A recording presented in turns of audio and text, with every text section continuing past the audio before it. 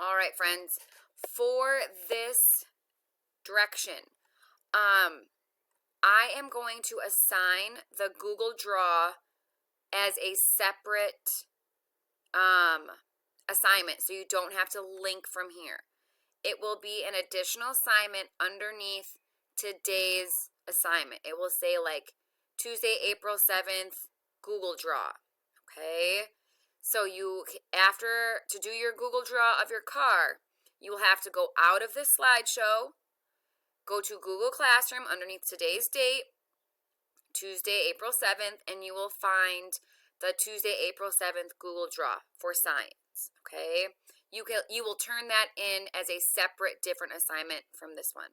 I just don't want to happen what happened with our poetry book, where a lot of us couldn't have access to it. I will just assign it to you and share it with you as a different assignment. Okay? Have fun with it. Don't get too locked in on having it be perfect. It's supposed to be fun.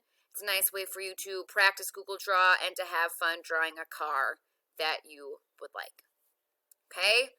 So, have fun, enjoy, and remember, the Google Draw assignment is on a different shared assignment in our Google Classroom. Okay, can't wait to see them. Bye.